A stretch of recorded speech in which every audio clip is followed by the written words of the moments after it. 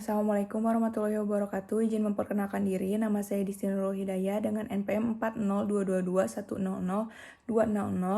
Saya di sini akan mempresentasikan sewa guna usaha atau leasing, tugas besar manajemen keuangan jasa. Latar belakang. Sewa guna usaha atau leasing adalah kegiatan penyertaan modal dalam bentuk barang dari lessor atau pemilik modal barang kepada lisi atau pengguna untuk digunakan dalam jangka waktu tertentu dengan pembayaran sejumlah uang tertentu. Dalam perjanjian ini, lisi biasanya memiliki opsi untuk memperpanjang masa sewa, membeli barang pada akhir masa sewa, atau mengembalikan barang kepada lessor. Dengan demikian, sewa guna usaha merupakan sebuah bentuk pembiayaan jangka pendek yang memungkinkan penggunaan barang tanpa harus melakukan pembelian secara langsung. Tujuan sewa guna usaha atau leasing. Tujuan utama dari sewa guna usaha adalah untuk memberikan kemudahan akses ke modal usaha kepada pengguna tanpa memerlukan biaya awal yang besar. Manfaat sewa guna usaha atau leasing. 1. Kemudahan akses ke modal usaha. Pengguna dapat memiliki akses ke modal usaha tanpa memerlukan biaya awal yang besar. 2. Mengontrol biaya. Biaya yang diperlukan untuk penggunaan barang dapat dikendalikan dengan lebih baik. 3. Fleksibilitas. Sewa guna usaha memberikan kemudahan untuk mengubah atau menghentikan penggunaan barang sesuai kebutuhan. Peran lisi atau penyewa. 1. Penggunaan barang. Lisi adalah pihak yang menyewa barang dari lessor untuk digunakan dalam jangka waktu tertentu sesuai dengan kesepakatan. 2. Pembayaran sewa. Lisi membayar sejumlah uang kepada lessor sebagai imbalan atas penggunaan barang yang disewa. 3. Mematuhi ketentuan perjanjian.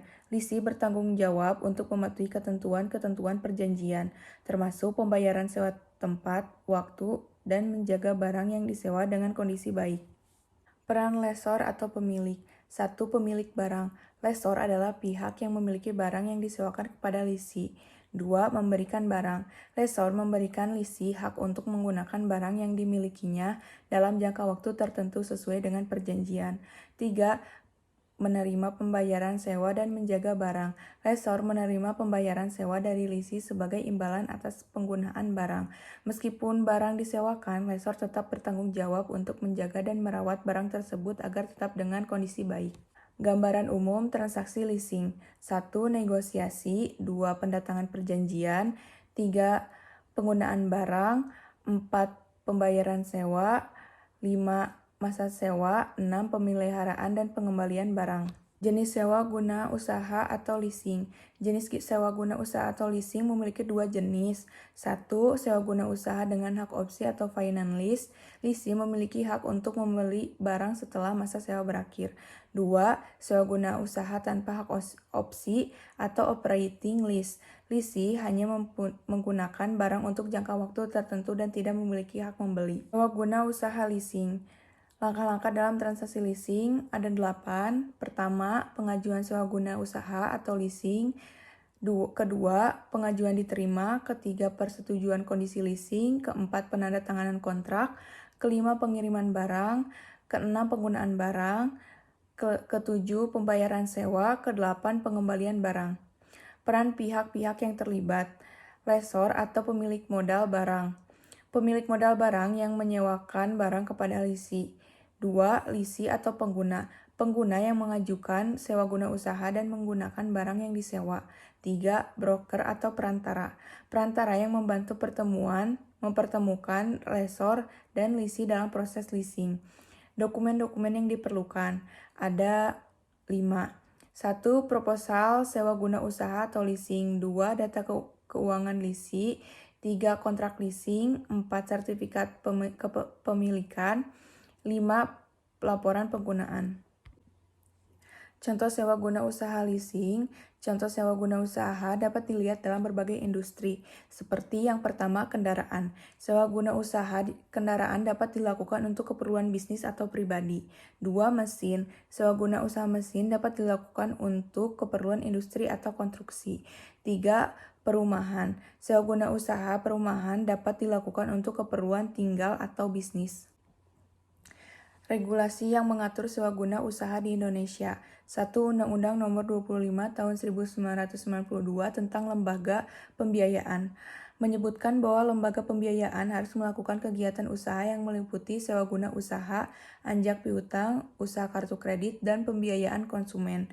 2. Keputusan Menteri Keuangan Nomor 84 PMK titik 012 2006 tentang penerapan prinsip mengenal nasabah bagi lembaga keuangan non-bank, menyebutkan bahwa lembaga keuangan non-bank harus memenuhi syarat yang termasuk dalam penetapan prinsip mengenal nasabah. 3. Keputusan Presiden Nomor 20/P tahun 2005 menyebutkan bahwa lembaga keuangan harus memenuhi syarat-syarat yang termasuk dalam organisasi dan tata kerja Badan Pengawas Pasar Modal dan Lembaga Keuangan. Aspek-aspek hukum yang perlu diperhatikan dalam transaksi sewa guna usaha. 1. Dasar hukum. Sewa guna usaha memiliki dasar hukum yang berupa pasal 1338 KUHP DT yang berisi tentang perjanjian sewa guna usaha sebagai kontrak baku yang mempunyai dua kategori pembiayaan, yaitu finance lease dan operating lease.